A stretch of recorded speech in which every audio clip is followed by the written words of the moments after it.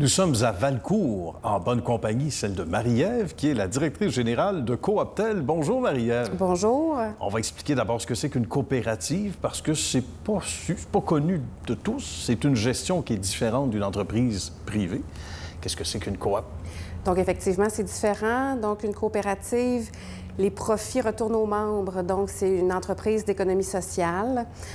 Donc, l'objectif est de donner des services et les profits qui sont générés, habituellement, ils sont réinvestis afin de donner encore plus de services à ceux qui sont membres de la coopérative. Mais, on parle de 80 années d'expérience Oui. En termes d'âge. C'est pas rien. Pas mon âge à moi, l'âge de Non, Cooptel, mais oui. c'est sûr. Même pas nos deux âges ensemble, Marie-Ève. Même pas du tout, C'est du pas tout. du tout. C'est impossible. Oui. Mais 1944. 1944, Oui. la téléphonie à l'époque. Exact. Ça ressemblait à quoi, le paysage, à ce moment-là? En 44, qu'est-ce qu'on vous a dit C'était là-dessus? petit. Ouais. C'était petit. Donc, ce sont des citoyens, principalement M. Avila-Pratt, qui ont décidé de se prendre en main et de se donner des services auxquels ils avaient droit.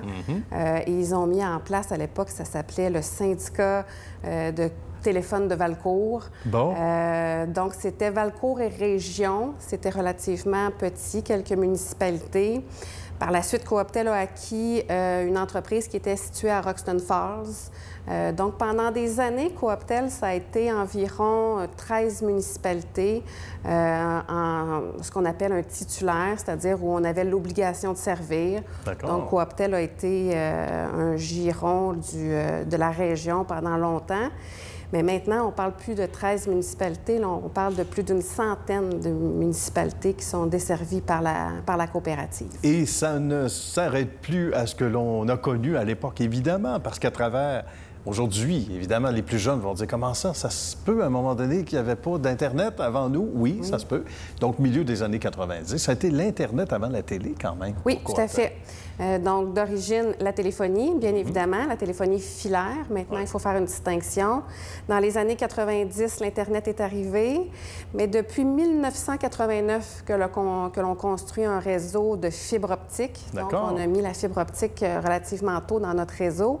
Et on a été la première entreprise de télécommunications à faire de la fibre optique à la maison en milieu rural. Ah oui? En 2009, dans la municipalité de Sainte-Christine, à l'époque. Et déjà, même la fibre optique en 89, c'est presque un anachronisme. On n'avait pas l'impression que ça existait à l'époque. C'était assez audacieux. Ouais. C'était vraiment d'avoir une vision. Surtout en région. C'est pas quelque chose que l'on voyait régulièrement, en fait, que l'on ne voyait pas du tout. Et d'ailleurs, à l'époque, la fibre optique à la maison, dans la municipalité de Sainte-Christine, on en a parlé amplement, là, on en a parlé beaucoup, parce que c'était audacieux, c'était du nouveau. On aime ça, les gens audacieux. Marie-Ève, tu es chez Cooptel oui. Depuis une vingtaine d'années. Oui, depuis près de 20 ans. C'est pas rien. Oui. Ça ressemblait à quoi, ton cheminement qui t'amenait à devenir DG, là, il y a déjà plusieurs années, quand même? J'ai commencé vraiment à la base comme directrice service à la clientèle. D'accord. Puis tranquillement, les titres et les échelons ont changé. Et puis maintenant, je suis directrice générale depuis environ 7-8 ans. Qu'est-ce qui a le plus changé, justement? Qu'est-ce que tu as vu avant de devenir directrice générale? Qu'est-ce qui t'a peut-être le plus surpris à travers les années? L'Internet, évidemment. L'empreinte géographique de Cooptel. Ouais. C'est fou, là, maintenant, là, partout où on est, on va de... dépendamment de notre réseau ou autre, mais de Saint-Michel-des-Saints jusqu'aux lignes américaines, passant par Saint-Paulin. C'est un vaste réseau. On a un réseau étendu. Très, très, très, très vaste. La culture d'entreprise aussi qui a changé au fil des ans. La culture d'entreprise a beaucoup évolué. On prône, beaucoup de gens le disent, mais peu veulent l'implanter, mais le plaisir au travail, l'implication des employés. Je vous dirais que la plus grande fierté, en tout cas à moi, ce sont les employés. On a beau avoir des idées, on a beau avoir des projets, mais si on n'a personne pour nous suivre, pour les accomplir, bien, il ne se passera rien, là. Et c'est respectueux de la lignée de ce que doit être une coopérative aussi. C'est en plein dans l'empreinte de la philosophie d'une coopérative. Hein? Il faut avoir de l'engagement puis de l'implication de nos membres pour nous soutenir, pour adhérer à nos services.